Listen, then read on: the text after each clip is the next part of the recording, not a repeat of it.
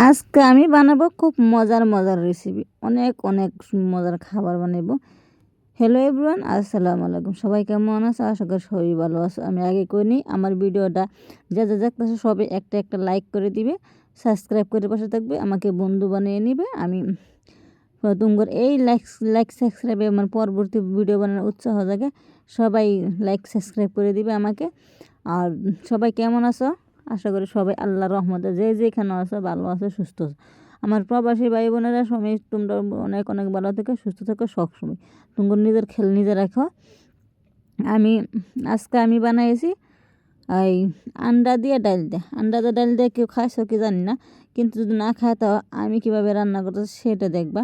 সেটা দেখে আমার রান্নাটা শিখে নিয়ে একদিন খাইয়ে ট্রাই করবা।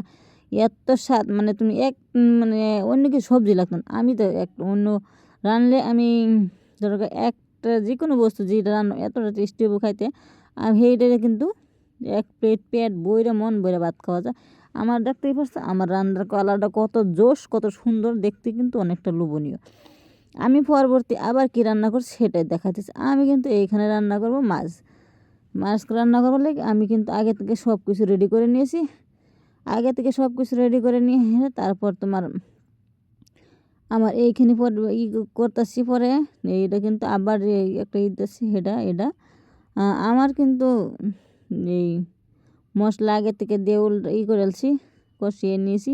কষিয়ে নিয়ে এনে উলকপি আলু বিলাহি দিয়ে আমি রান্না করবো। আর লগে রানবো মাছ রাঁধতাম না, ওরা তো মাছ রাঁধতামই, এটা কিন্তু মাছ ভর্তা বানাই। কিন্তু আমি তোমার ধরো আমার এই রান্না একটা শেষ, এই মাছের আন্ডাতে ডালটা ওটা শেষ, আর তোমার ধরো মাছেরটা ওটা তোমার অল্প হইতেছে। আর এখানে নিয়ে আসি আমি মাছ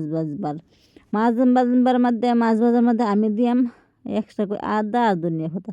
আর তোমরা সবাই যেন আদা ধনিয়া পাতা দিলে মাছের ঘ্রাণ, মানে আদাটা একটা গ্রাসের ঘ্রাণে সুন্দর একটা আর ফ্লেভার যে মানে মাছ ভর্তা দেয় জানো, শুনতে সবই জানো। মাছ ভর্তা পাইলে তার কারো কিছু লাগে না, আমার মনে হয় গুস্তু লাগে না।